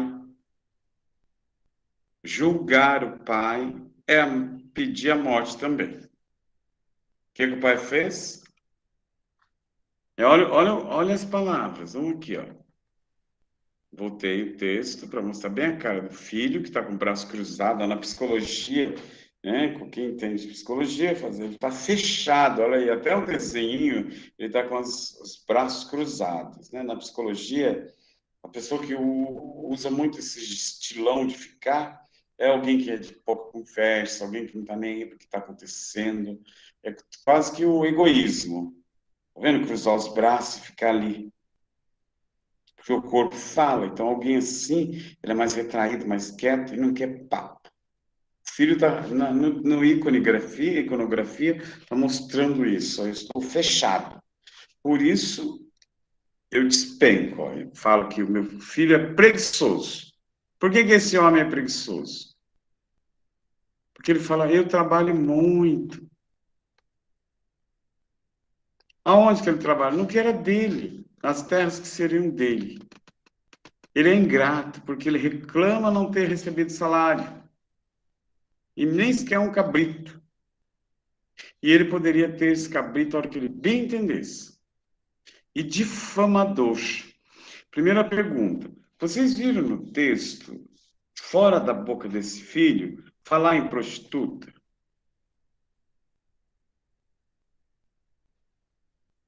Fala que o filho dilapidou, né? O texto. Dilapidou o dinheiro do pai. Agora, você vai saber com quem agora. Ele esbraveja publicamente que o irmão gastara todo o dinheiro com prostitutas, algo que não se encontra no texto, mas na imaginação dele. Então, ele difama o irmão. Olha, o pai fala assim, meu filho, você está sempre comigo, e tudo que é teu, tudo que eu tenho é seu. Olha, outra fala bonita. Meu filho, você está sempre comigo e tudo que eu tenho é seu. Naquela época, pai não tinha que dar satisfação nenhuma para filho. Nem hoje, eu acho. Hoje você pode dialogar. Mas tem filho que manipula o pai, viu? Eu espero que não seja o caso de vocês. Porque não educou direito, hoje o filho que manda. Pai, dá o carro aí. Oxe, não tem nenhum por favor nesse meio. Pai, tem muitos filhos assim, eu vejo meu sobrinho, né? Você vai perguntar, padre, como é que você fala o negócio? Você fala, eu tenho sobrinhos, tenho primos, e eu vou para casa deles e vejo o tratamento. Espero que com vocês não aconteça isso. Os filhos hoje são muito mais mal educados do que os filhos de antigamente, que respeitavam o pai e a mãe, a avó, o tio mais velho. Hoje a modernidade acabou com os valores, alguns valores. Não perca isso, não. Então, naquela sociedade, era impensável que um patriarca precisasse se justificar a um filho. Sobretudo publicamente, porque ele estava falando lá, a festa estava rolando e ele estava tentando um diálogo com o filho, explicando. Novamente, por amor, o pai se humilha e perante toda a comunidade, em atenção ao filho mais velho. O pai se justifica diante de todo mundo perto do filho. Mesma coisa que ele fez com o mais novo, ele faz com o mais velho. Se humilha. De acordo com a narrativa, né? O filho mais novo estava no campo quando percebeu a movimentação. Aí, o que é estar no campo? Aí você vai pesquisar bastante no Antigo Testamento, no Novo Testamento. O que é estar no campo? É estar onde? Fora de casa. Fora de casa. O seu comportamento indica que jamais esteve na casa do pai. Porque ele também está fora de casa. E o que acontece com ele? Ele está voltando bravo. O que acontece? O pai vai ao encontro. Se vocês olharem a cena, a mesma cena que aconteceu com o outro tem mais um toque de emoção, o pai corre, aí ele não falou, o texto não falou que esse pai correu, não, mas o pai saiu e foi até ele. Se ele não queria entrar, então, quer dizer, ele estava fora da casa, o pai saiu da casa para conversar com ele. Escutou o quê? Um monte de abobrinha. Porque o senhor fez tudo para aquele cara lá, esse teu senhor, não, esse teu filho, lá. Por várias razões, às vezes nós somos levados a nos deter nos erros do filho pródigo. Às vezes a gente fica bravo até com o filho pródigo. E a gente nem olha para o outro lado do filho, muito embora os dois filhos estejam igualmente perdidos no seu egoísmo, cada um à sua maneira. O primeiro que rejeitou a providência do pai e fragiliza, né, as estruturas. O segundo porque é agressivo, a agressão é velada. Tem uma postura de não entrar, né? Fariseu, ficar de fora, olhar de fora. E a postura do pai? O que o Lucas quer que a gente olhe? A postura do pai. O pai, por sua vez, o que ele faz? Preocupa-se apenas com uma única regra, a do amor. E amor não tem preferência. Então, ele gosta dos 2 filhos. Ele passa por cima de tudo para preservar a família. No momento em que o pai corre em direção ao filho, abraça e beija, a sabedoria do Cristo está querendo nos mostrar que o quê? O restabelecimento dos laços primordiais, a religação, a religião entre Deus e os homens é algo direto, imediato, sem interferência de qualquer natureza. É Deus que abraça o homem. Claro, você vai falar, ai, padre, mas Santo Agostinho vem falar. Não, agora não é hora disso. Nós estamos fazendo exegese. Aí depois você ajuda, incrementa o texto, vai para os Santos Padres, a questão da graça, a questão do merecimento. Mas conversar com Deus, é você que conversa com Deus. Por isso que eu sempre digo, esses livrinhos de orações ajudam a gente a rezar. Mas a melhor oração é aquela que você fala diretamente. Fala, oh Deus, estou aqui, hoje não deu certo, eu corri atrás de um monte de coisa, mas eu acho que eu estava estressado e eu maltratei alguém. Conversa com Deus. Né? Tudo bem até aí? Não estou judiando de vocês. Se eu estiver judiando, vocês me parem, por favor. Eu só sou professor porque vocês existem. O professor não pode massacrar os seus alunos. Tá tudo bem? Vamos conversar um pouquinho? Porque tem uma outra parábola que é a viúva de Naim, daqui a pouco. Querem conversar? Ficou muito difícil. Eu judiei de vocês. Eu me apresento aqui como um pai. Eu não quero deixar você apanhar. Quero te salvar. Então, se eu fiz alguma coisa, algum mal a vocês nessa perícope, eu peço perdão. E estou pronto para a gente dialogar. Então, vamos lá? Pode abrir o microfone. Vamos conversar. Não precisa ver. Eu não estou vendo o rostinho de vocês, mas eu escuto. Eu já estou quase sabendo quem é você. Ai, ai. Não, padre, eu achei que a sua colocação sobre o filho pródigo foi mesmo muito assim, né? Deu para entender bem. Vou ler bem devagar esse texto novamente, ver se eu consigo, né? Tudo isso que você foi falando, que você foi Você colocando. consegue sim. Porque, claro, a gente sempre escuta, né? Falar do filho pródigo, tem pessoas até que eu já escutei falando que não era o pai, que era a mãe, porque quem corre para esperar o filho é a mãe, não o pai. O pai muitas vezes manda os filhos fora de casa, é a mãe que vai atrás, que vai acolher. Pode ser que na minha imaginação também, a figura do pai também é a figura da mãe, né? Eu acho que pode fazer essa comparação. Tem, pode fazer a leitura. Né? Só o que você não pode é trocar essa figura do patriarca. Do patriarca, sim. Que corre. Mas... Aí é claro, o coração da mãe. Vocês já imaginaram? Quando eu fiz essa leitura lá no Rio Pequeno, eu coloquei a mãe. E a mãe na história? Como é que ficou a mãe? Coitada. Desolada. Outra leitura que eu também coloco a mãe, não aparece, porque o texto é bem machista, é o sacrifício do Isaac, né? O Abraão subindo com o menino e a mãe desse garoto. Isso mesmo. No texto não faz menção à mãe, mas eu, às vezes, eu coloco o aluno a fazer essa leitura. É uma família. E quando acontece alguma coisa com o filho, a mãe sofre.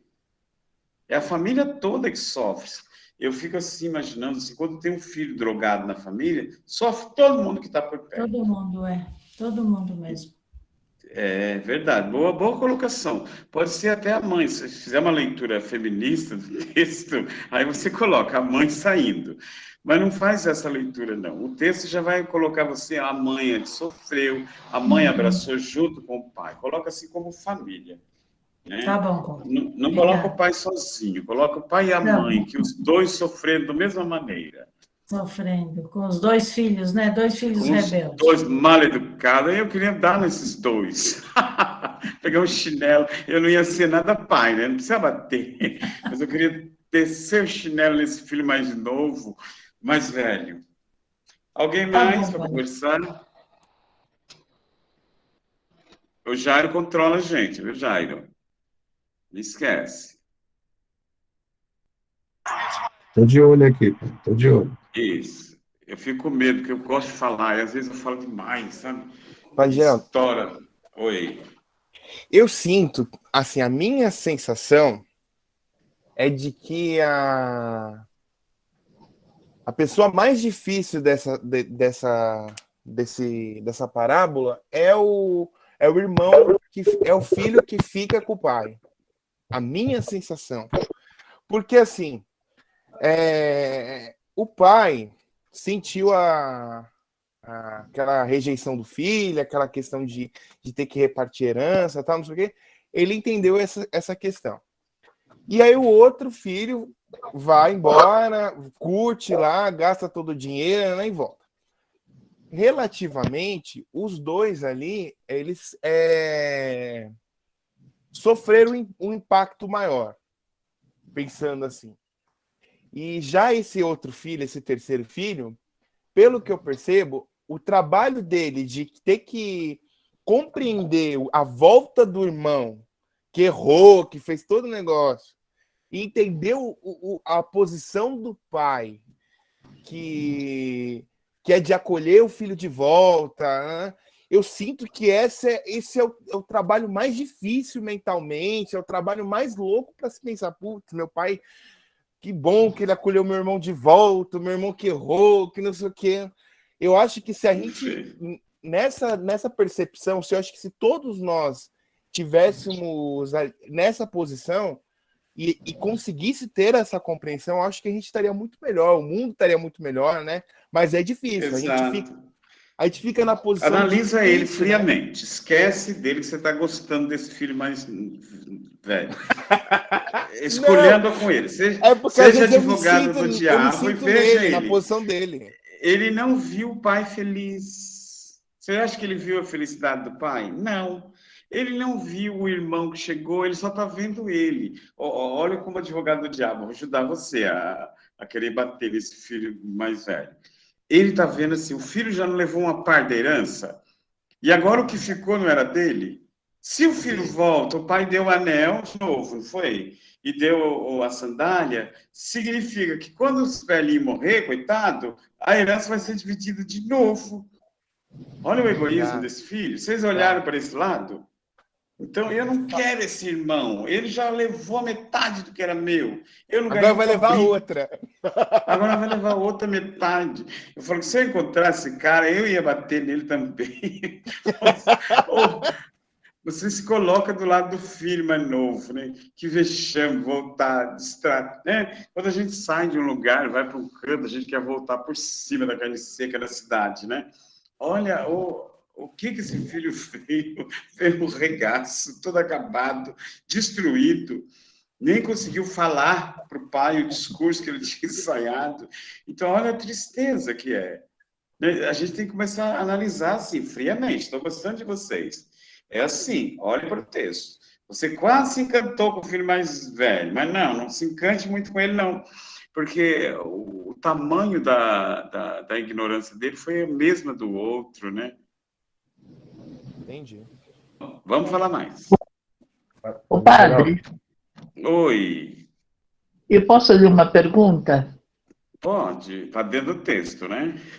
Lógico. Então tá bom. Pode.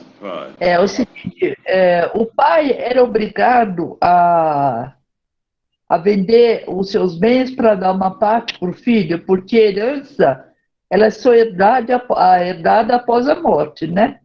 E outra coisa que me chamou a atenção, se os hebreus não comiam carne de porco, para quem eles vendiam esses porcos? Para que cuidar, né, do porco? O Lucas colocou, vamos lá por parte. A primeira parte, você perguntou se o pai era obrigado. Não, o pai não era obrigado. Então, por que o pai não era obrigado? O que o filho fez foi obrigar o pai a dividir a herança. Então, o filho força o pai a fazer algo que ele não devia. Se o filho fizesse isso, obrigasse o pai a repartir a herança, ele era julgado pelo tribunal e morto a pedrada. Então, o pai só dividiu por quê? Não queria ver o filho morto. Ah, Entendeu a primeira lição? entendi. Agora, a segunda lição é assim, ele está falando, não esquece que Jesus está falando para um bando de gente que Eu acredita sei. naquele puro e impuro. Ele está contando essa parábola por causa disso, para falar que Deus é bom, né? Então ele coloca os porcos, que fazia parte da tradição dos judeus, eles são aleatórios ali. Por que cuidar do porco? Porco se já não servia para nada, era impuro, então precisava de cuidado. Era só para colocar o filho, estava no. A gente fala fundo do poço, quando a pessoa cai. Então, ele estava no fundo do poço. E cuidado dos porcos era um pouco a mais abaixo desse fundo. Quer dizer, ele cuidava de nada para nada. A função dele, ele não servia para mais nada, o filho. Então, Jesus não. O Lucas coloca o resgate do filho que já não servia para nada. Estava além da sociedade. Muito, muito, muito, muito, muito. E o abandono total, para falar da dor, né? No abandono total, quando você se sente todo perdido, é que você lembra da casa. É que, na Porque foi lá... verdade, desculpa, padre, desculpa, eu interrompi sua... É Não que, pode na falar. verdade, eu acho que Jesus, quando disse que o pai passou, como ele vendeu a herança, ele vendia a propriedade para dividir a herança, e o pai passou a cuidar dos porcos, talvez ele quis se relacionar mais esses porcos ao filho que deixou, né? Deixou o pai. Não foi o pai que cuidou do porco, não. O pai preparou o novilho, gordo. Foi o filho que cuidou do porco. Ah, bom, desculpa, entendi errado. Foi o filho. O filho é que foi cuidar de porco. Porque não tinha mais, ninguém queria dar serviço para ele. Ah, sim. Tranquilo. O que mais? Oi, padre, boa noite, César, tudo bem? Boa noite, César. Então, semana passada, eu estava trabalhando exatamente essa parábola com os jovens na Crisma, né? E não tinha legal, parabéns. E não tinha parado para pensar sobre o filho mais velho da gente, nem, né, nessa questão a gente nem tocou, só falamos do filho mais novo. E aí tinha um catequista junto comigo, que aí ele falando da história dele, que ele tem um irmão e ele estudava, ele fez faculdade de história, português, não sei o que, para se formou, e o irmão dele, tipo, gostava de balada e tal, e a mãe dele dava muita atenção, tipo, aquilo que a gente tem aqueles ciúmes do irmão mais velho, do caçula, sabe? E ele contando isso pro jovem, falando, meu irmão só queria saber de beber, de isso e aquilo, e eu que estudava, minha mãe não tava nem aí para mim, né? E aí a gente vê aquela questão, né, dos ciúmes que a gente tem naturalmente, né? E aí eu não parei para pensar sobre o egoísmo também do filho mais velho, né? Tanto da história do catequista, que aí domingo, vou trazer de novo esse assunto para a gente debater, porque agora, né, a gente começou a pensar melhor sobre o assunto, porque a gente tem essa questão mesmo do egoísmo naturalmente, né? Não era para ter. Exato. Naturalmente teve. Mas é uma coisa que você pode controlar. Tem remédio. Remédio é o diálogo. O remédio é parar e pensar. Porque às vezes não pensa, a gente age rápido. E não agir rápido, a gente acaba machucando o outro. Ele machucou o pai.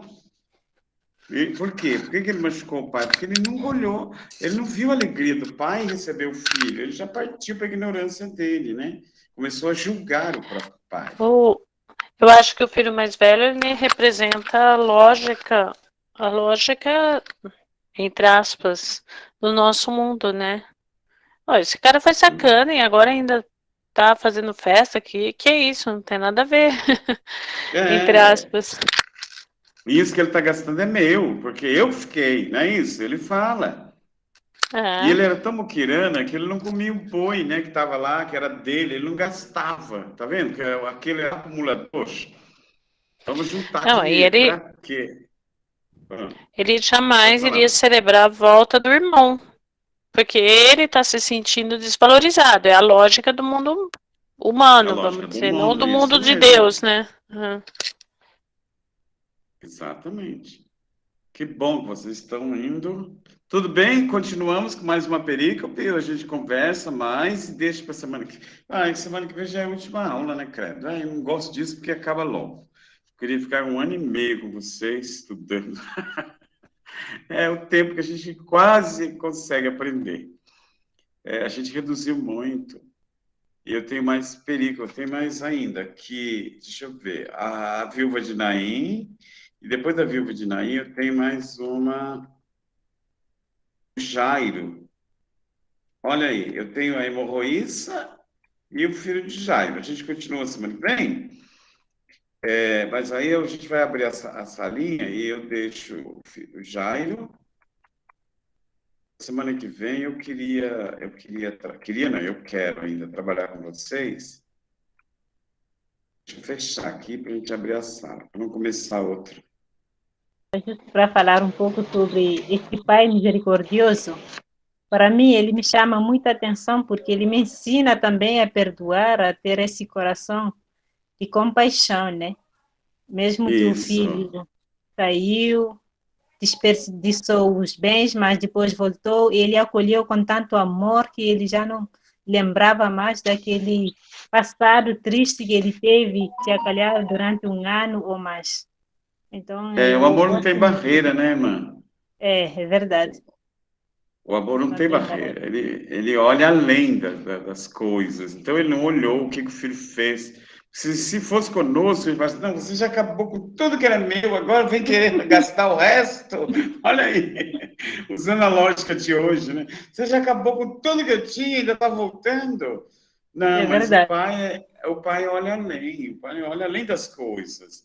Então, é muito gostoso, quando o Lucas propõe para a gente fazer essa reflexão, aí a gente chama de filho pródigo. Diante de tudo isso, o pai que é ótimo aí na história. O pai é que é misericordioso. Porque o que o autor quer? Mostrar um Deus que abraça, independente dos seus pecados. É muito gostoso. A mesma coisa, um Deus que olhou Zaqueu. Ele foi para a casa de Zaqueu. E ir para a casa de Zaqueu era entrar no meio da podridão, da perdição. E, no entanto, Jesus é o único que consegue entrar sem se macular, né? Olha que beleza, que história linda. Então, por isso que ele resgata o sofredor. Então, as duas histórias, Ângela Campos Souza, levanta a mão. Isida, é isso? Como é que chama? Pode falar, Isida. Isida. Isso.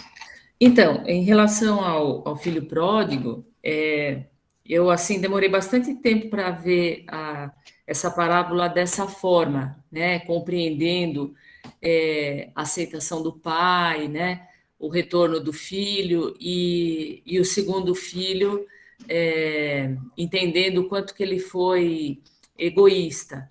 Mas quando a gente faz uma primeira leitura desse texto, assim, sem grande meditação, a gente acaba usando a nossa justiça, né? Exato. Então, porque se a gente for pensar friamente, né, tirando Jesus do contexto, tirando nossos preceitos cristãos, você imagina uma família no qual o pai tem seus bens, os filhos trabalham nessa terra, aí, de repente, o mais novo resolve simplesmente fazer esse absurdo de pedir o adiantamento da herança, né? Ele sai, ele gasta tudo com, sabe assim, com coisas da vida, perde o dinheiro do pai e volta, e tudo bem, ele volta, assim, redimido, vamos dizer, né? Mas o outro filho ficou do lado do pai o tempo todo, não é verdade? Então, assim, se você pega esse texto e lê ele por texto... Reto, né? Sabe, exatamente isso, né? Então, eu vejo, assim, o filho mais velho bastante criticado, e sempre foi criticado, mas eu acho que também a gente tem que pensar nesse lado, né? Porque esse filho usou e abusou. Então, o pai está perfeito, porque o pai é pai, né? Agora, o irmão nem sempre tem obrigação de aturar as coisas que o outro irmão faz, não é verdade?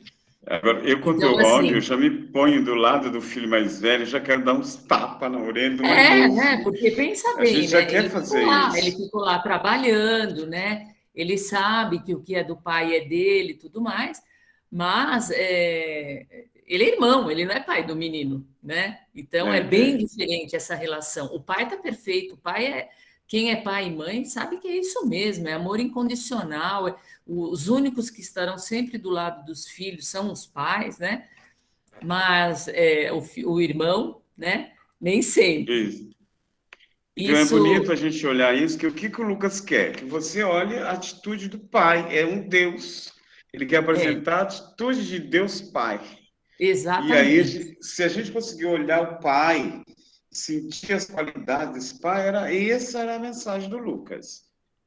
Aí a gente toma partido do filho, e eu tenho padre que faz homilia e fala, o filho é você que esbanja as coisas, vai para a prostituição. Aí você fica pensando, mas o que é isso, prostituição? Porque para a época era uma coisa, para nós hoje a prostituição é outra. Exatamente. Então, a prostituição que ele fala, essa é a infidelidade à lei, a infidelidade à cultura. Né? A família dele, né? A própria família. Né? Ele trabalha esse lado de infidelidade. Só que quando a gente fala isso no microfone hoje, o povo já viaja, já vai para qualquer buraco para descobrir a prostituição que o filho foi. Né? E não fala da herança que ele jogou fora, né?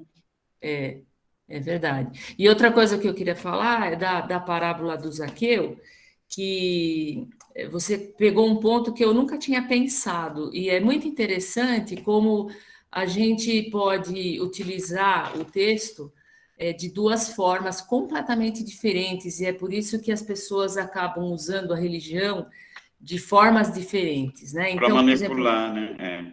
Exatamente. Então, quando você fala assim, que o Zaqueu, ele fala assim, desce daqui, eu vou entrar na sua casa, né? Vou transformar a sua vida, que nem diz a música, né? E tal. Então, essa é uma visão, assim, eu sou da Diocese de Santo Amaro, né? E aqui na minha diocese, a renovação carismática, os grupos de oração, é o forte, o muito forte, né? Tanto que, às vezes, eu vejo vocês comentando, eu conheço muito do CEBIS, dessas coisas, porque quando meu pai era vivo, ele gostava muito desse movimento, né? Então, eu conheço muito por causa disso. Mas aqui, na Diocese de Santo Amaro, nós não temos essas coisas, né? E se temos, assim, mais afastado e meio, assim, escondidinho. E aí, nesse texto é interessante, porque a homilia para exatamente aqui. Jesus mandou descer da árvore, vou para entrar na sua casa, entrar na sua vida, vou transformar a sua vida. Então, aquela coisa de que eu por mim mesmo, né?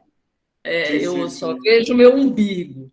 Mas interessante que o próximo parágrafo ele fala justamente, eu vou dar metade dos meus bens, se eu fiz mal a alguém, eu vou pagar 4 vezes mais. Né? Então, aí é aquele Jesus histórico, né? Comprometido. Do dia, exatamente. O primeiro é o Cristo da fé, né? Aquele que vai transformar, e o segundo é o Jesus histórico, né? Aquele, não, se você quer me seguir, então a vida tem que ser um pouquinho diferente, né? Eu nunca tinha pensado dessa forma. Quando você começou a falar, me veio esse tipo de colocação. Nos dois casos...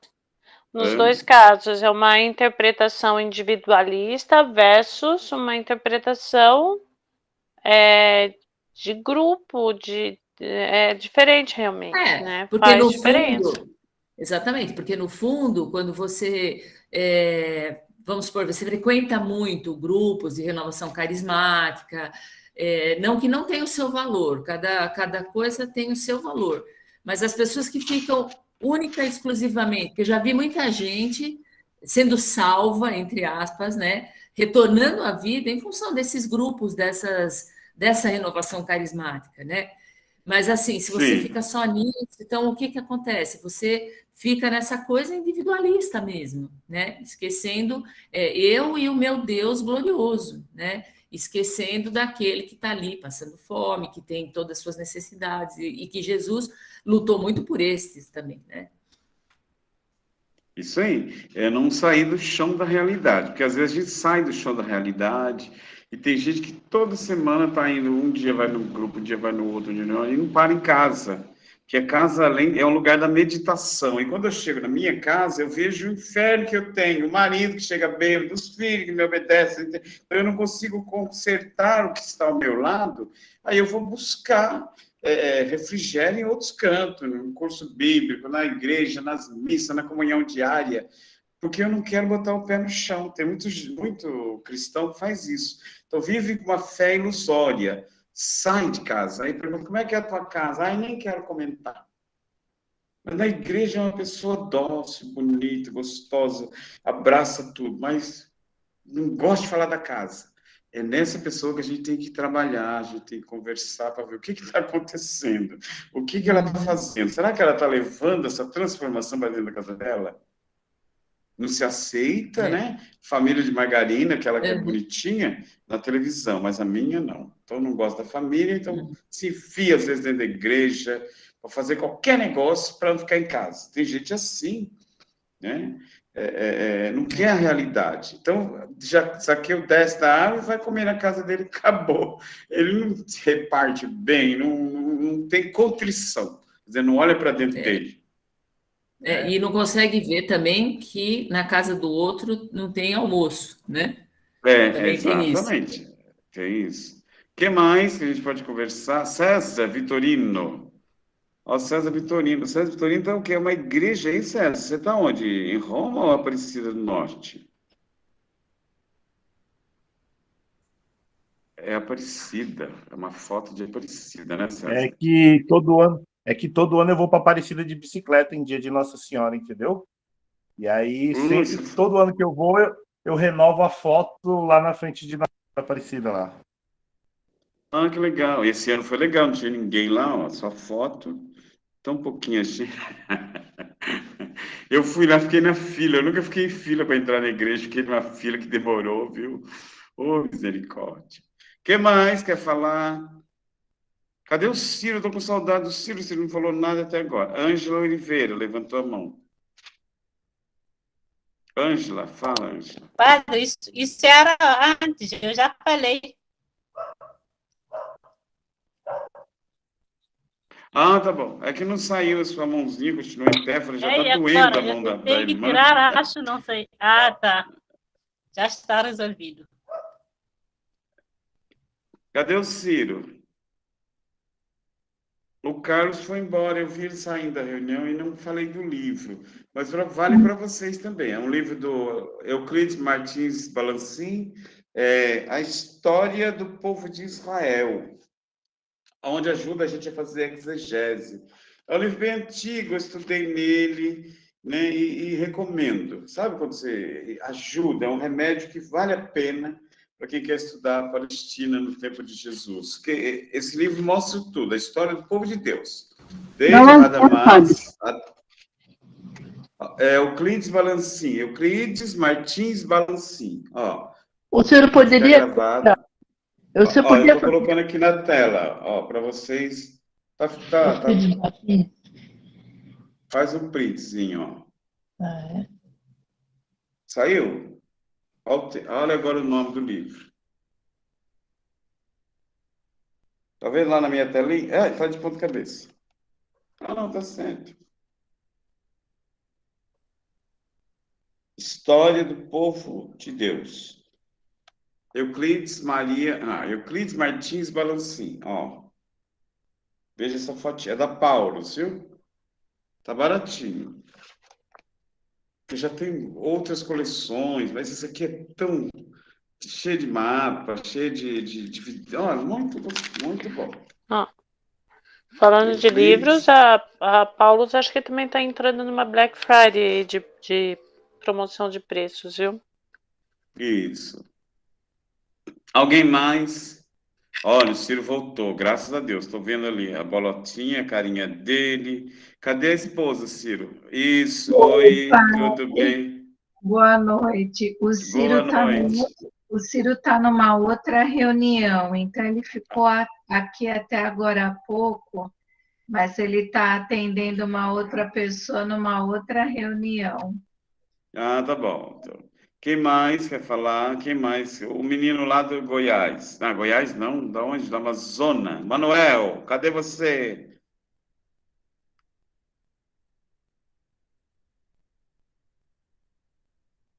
Conceição Aparecida. Já falou, Conceição? Já, né? Conceição ficou encantada com o filho pródigo. Dividir a herança com os dois, Não né? falei. Ó, o Ciro voltando. Tudo bem, menino? Tudo na santa paz, Padre Geraldo. Peço perdão aqui pela ausência momentânea. Não, tranquilo, tranquilo. É que a gente vai encerrando, então. Eu estou olhando para o professor. Ele vai falar, quando ele levanta a mão, eu paro a aula. Porque não tem mais perguntas, ninguém está falando nada, nenhum comentário. Tudo bem? Então tá bom. Para a semana que vem, então, a gente encerra. Claro, eu acho que eu exagerei nas perícopes, eu queria fazer aquele monte numa aula só. E eu sou bem tranquila, sou que nem meu avô, Damião, devagar. Mas eu quero mastigar tudo com vocês. Então, aí vocês mineiro. É bem mineiro. Bem devagarinho, mas a gente vai. Então, eu coloquei 4 perícopes e dei conta delas, né? Desculpa. Fica para a aula que vem. A aula que vem eu queria que vocês lessem o Bom Samaritano, que a gente ia trabalhar o Bom Samaritano, mas aí ficam 3 perícopes. Eu não dei conta nem de 2, vou dar conta de 3. Então, esquece o Samaritano e nós vamos... Foi bom, o Ciro gostou. E vamos continuar trabalhando. Vamos trabalhar a filha da viúva de Naim, a ressurreição da viúva e a filha de Jairo. Que no caminho acontece outra coisa, muito gostoso. Então, são perícopes pequenininhas, e eu não sei como é que é a avaliação, mas aí depois o Jairo avisa que é tudo na semana que vem, dia 2, né? Tudo no dia 2, a nossa última aula. Então, padre... Não. Oi. Não, mas essa turma a gente não faz, não, porque ela era muito grande. Talvez para o próximo semestre a gente pense em alguma coisa, né? Mas esse ano não fizemos, eles não responderam a nenhuma avaliação. Não? Olha, não. Mas que povo, tá que nem a turma do governo, só assiste a aula e passa todo mundo. Mas passa todo mundo. Na próxima reunião eu vou voltar com essa questão, de dar uma provinha para eles, na chamada provinha. Então, como foi? Porque como será nosso... tinha mais de 100 alunos, né? Então, era complicado. Mas como agora já estamos em 60, mais ou menos, aí fica um pouco mais fácil para os professores. Aí. Certo? Certo. Então, meus queridos, nós vamos, na semana que vem, encerrar e cada um comenta, faz a avaliação. Assim, olha, eu gostei por isso, me ajudou, assim, assado. Eu só não falar muito, que alguns falam, né? Quem tiver sentir... Agora vamos brincar, viu, Ana Beatriz, do grupo. Quem se sentir tocado, fala alguma coisa. Tá bom? Quem se sentir tocado, escreve alguma coisinha, viu, Janete? E fala, olha, padre, eu quero falar isso. Então, tudo bem, professor Jairo? Então, vamos encerrar, né? Vamos lá, padre. Que o Senhor nos abençoe, nos guarde e nos dê a paz. Em nome do Amém. Pai, do Filho e do Espírito Santo. Um forte abraço a todos. Até dia 2, se Deus quiser. Viu, Luciano? Até dia 2, Boa noite a todos. Bom descanso a todos. Olha aqui, Luciano, em homenagem ao Luciano, viu?